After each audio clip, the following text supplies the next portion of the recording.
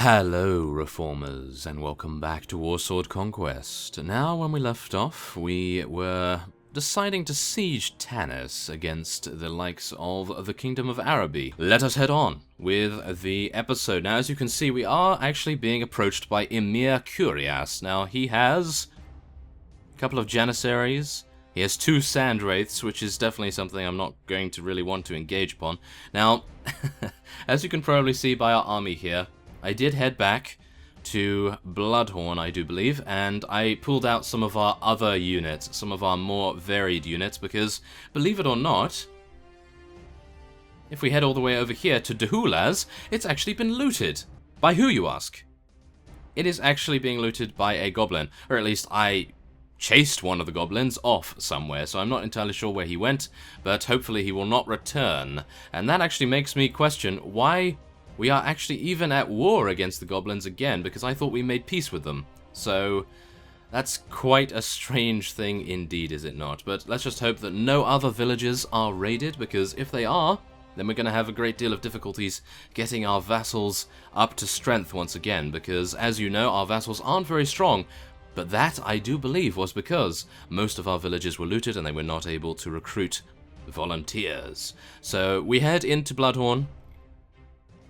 We recruited a bunch of volunteers, we got them out of the garrison, of course, and we are now ready to pursue the avenue of sieging, shall we say.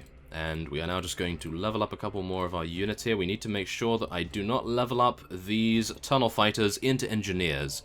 So I'm just going to try and remind myself in my own head here, and just make sure that I don't make that mistake once again. So let's hope this guy does not decide to interrupt us, and we only have 23 units to deal with.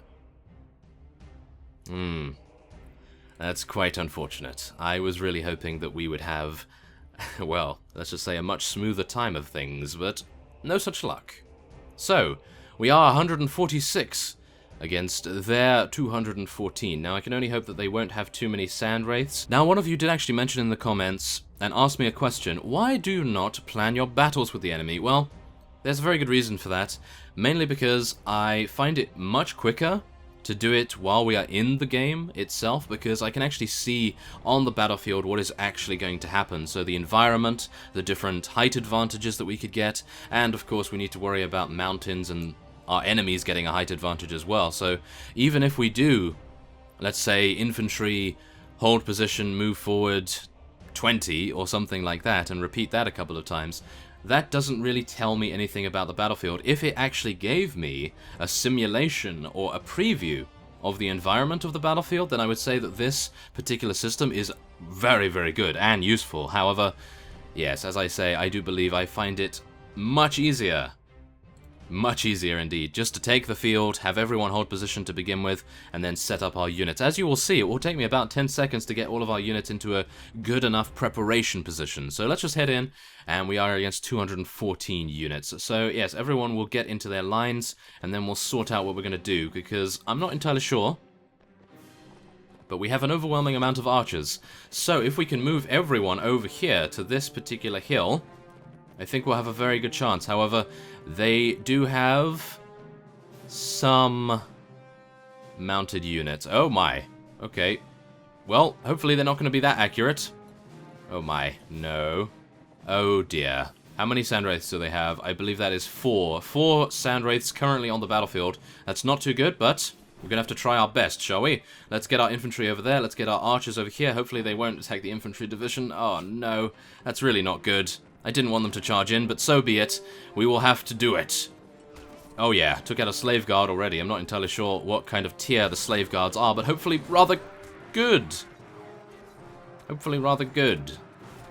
Ouch. That actually hurts. Okay, we're going to actually be retreating from this, because that is just impossible. That, being taken out that early, not a good idea. Not a good idea at all. So what we're going to do is we're going to head over here to Lord Tillemson, and hopefully he will help us. No, he's just going to run away as well. Ah, of course. Oh, well, if he gets engaged upon, I'm actually going to help him. Oh? Oh? Oh, wait. Is he slower? He's 4.6, 4.7.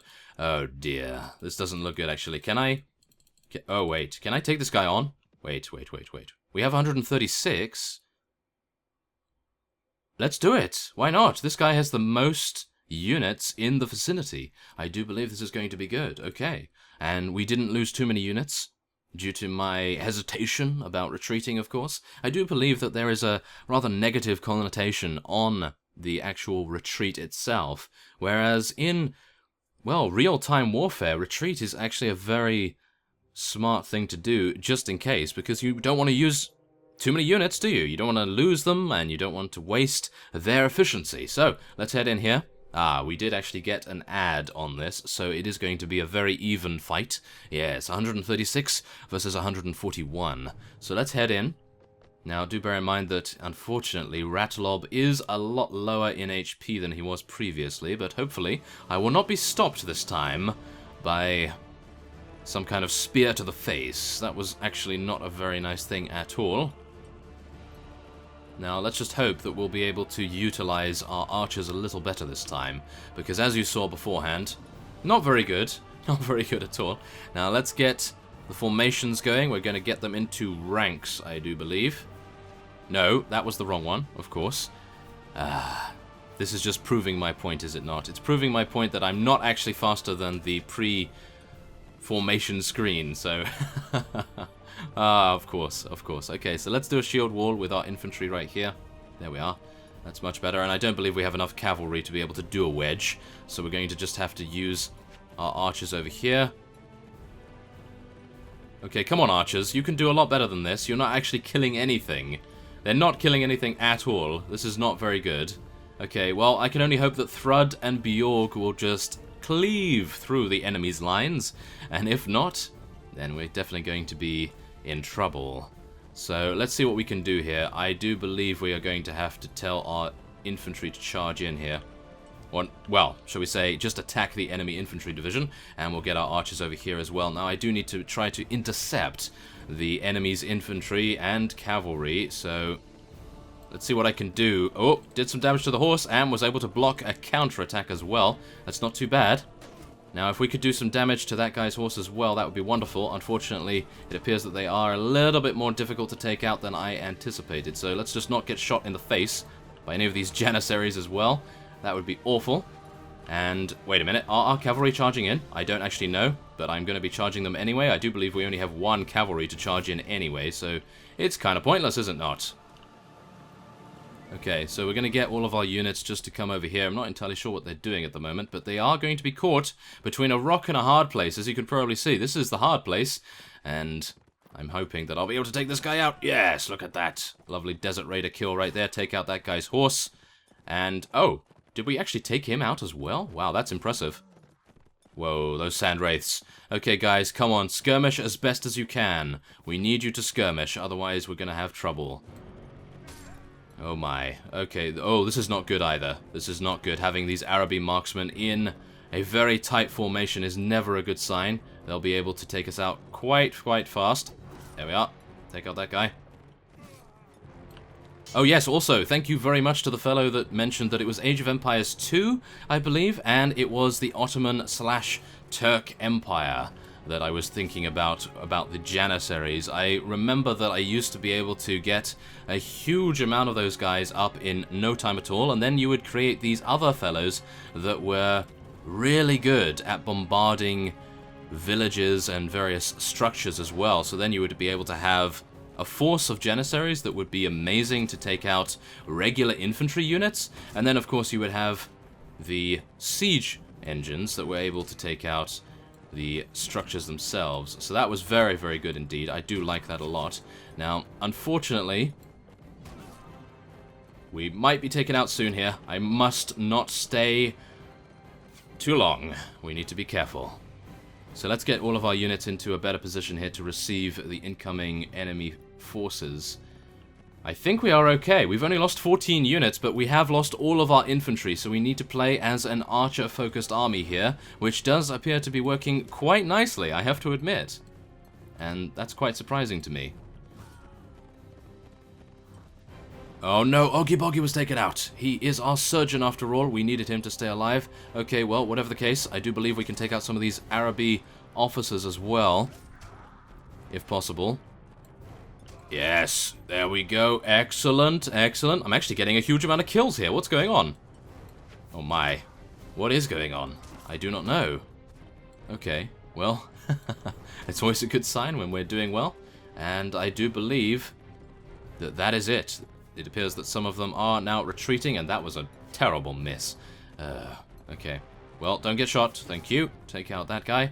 Now, one of you did actually send me a message, or was it a comment? I do get mixed up. There are so many, after all. And you mentioned that you wanted to see a little bit of gameplay of Age of Empires 2. Well, I'm not entirely sure whether I could do that, because, well, I'm not great.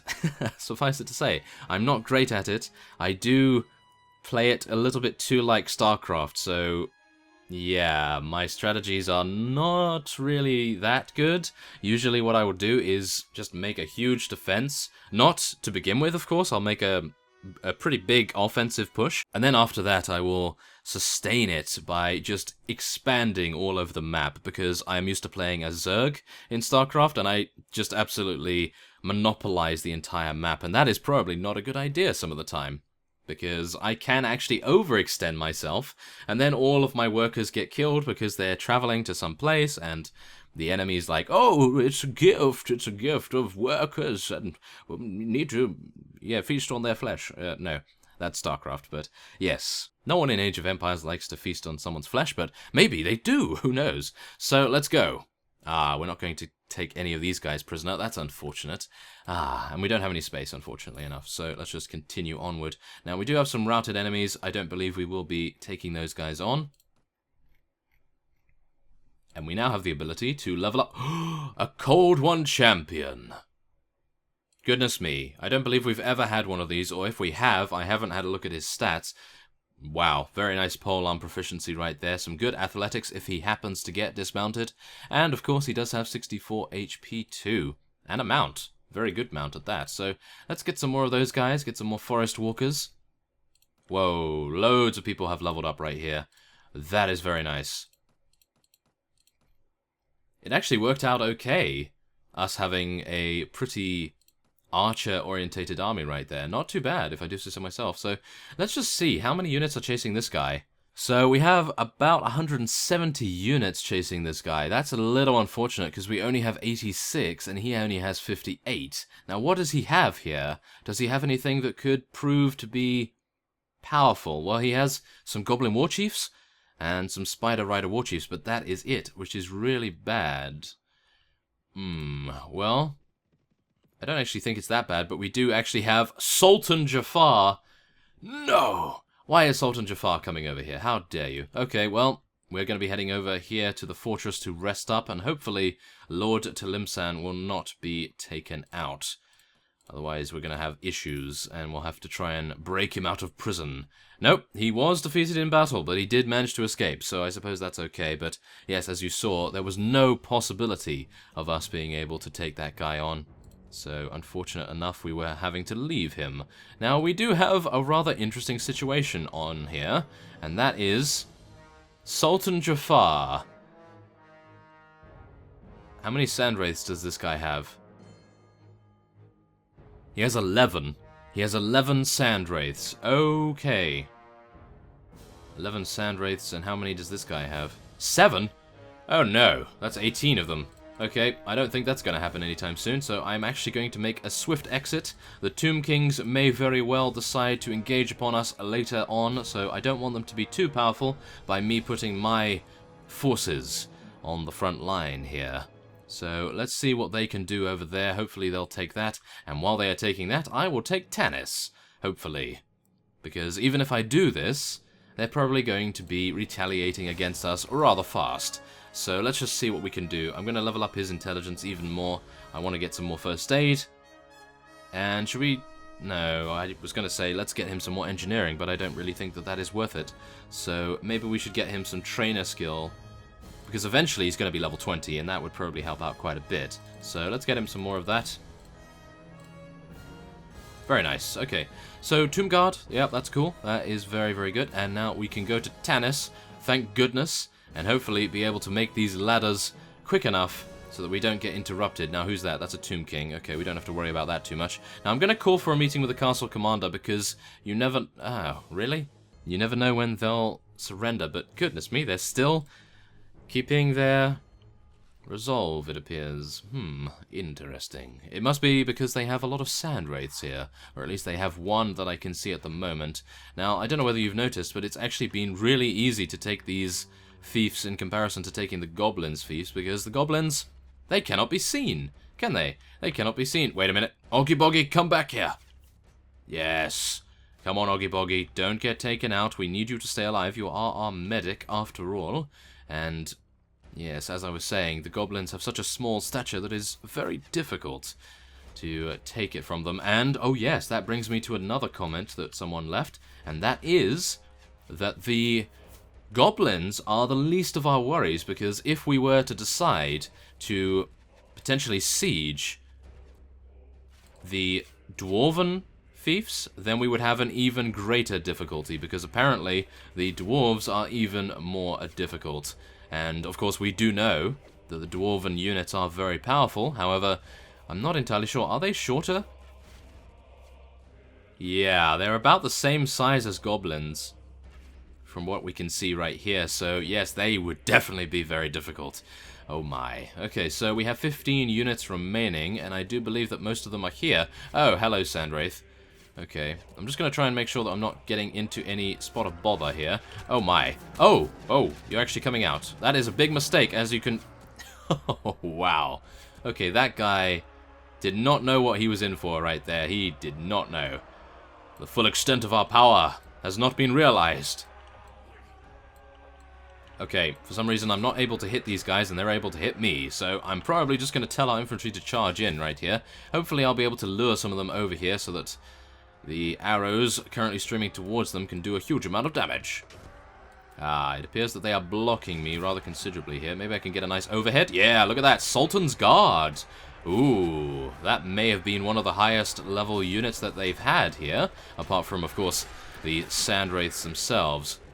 So let's jump, take this guy out. Oh yeah, take out a huge amount of people right here. I am going to be taken out though. I was expecting that.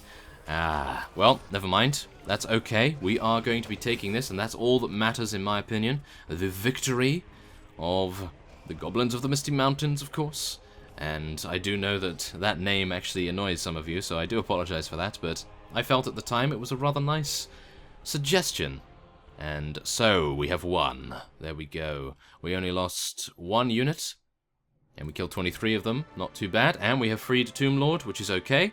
And we've actually improved our relation with Tomb Lord Munir quite well. As you can see, by 7.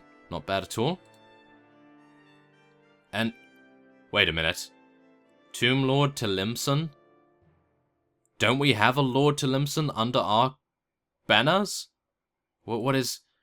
Okay, I'm confused. I don't know. I don't know what is going on here. Yes, well, I have to take my medication sometimes. Oh, yes. Oh, my goodness. We have some Necropolis Knights. Oh, that's very good. I like that. Yeah, we like that a lot. We like that a lot, don't we? Yes, we do. So, let's just take every single unit that we can right here. And then we will be... I suppose staying here to defend. However, I am actually wanting to award this castle to one of our loyal vassals, and it just depends on which one we are going to award it to. So let's take a look. Who do we have? We have the Lizardman, we have the Dark Elf, and we have, well, Tomb King Tlemcen's twin brother, or clone or something like that. So I think I'm going to actually give it to the Lizardman, because so far he seems to have been the safest, the most aggressive, the most defensive, and just generally being an overall beast. So going to give it to him. And as you see, yeah, Lord Tlemcen does not like that at all. Lord Koran doesn't like that much. He only went down by 2, however, instead of Lord Tlemcen going down 6. So, yes, it appears that I will need to indict that fellow soon, perhaps. So, yes, we'll leave that. Now, let's just take a look at the garrison here. What do they have? Whoa, 60? Okay. Well, he means business. He means business. He garrisoned it with 60 units already. Now, that is a mighty amount. That is for sure. Wow, that's pretty impressive to say the least. So, yes, now, I would like to ask something. Can factions actually be eliminated? Because apparently the Goblins do not want to be, and they are just considerably... Oh! Raiding all of our villages. Let's go over there quickly! Oh no, I'm so slow. I only have... Ah, yeah. Oh! Why does this guy have such a huge army? What happened to him? Oh my goodness. Okay, 2.6. We're going at 2.8. Okay, we can actually pursue this guy and prevent him from raiding this village. That is good. However, what is up with this? Where has this guy been? Because I don't think we've actually fought him in quite some time. Do they have a fief? Do they have a fief somewhere far away that I do not know about? It doesn't look as though that is the case. No, it doesn't seem like that. And I mean, the Skaven are actually doing a pretty reasonable job as well. They haven't been taken out yet either. So, I don't know what's going on, really. Goodness me, 119 in a Goblin's army? Well, that's pretty impressive. So, yes, I would say that what I will be doing now is ending this episode off here, and next time on Warsword Conquest, we are going to be defending Tanis most likely, and then scouting Martek after having dealt with Chief Kranaz. Not entirely sure where he's been all this time, but we will be dealing with him nevertheless. So, I thank you for watching, and I will see you next time.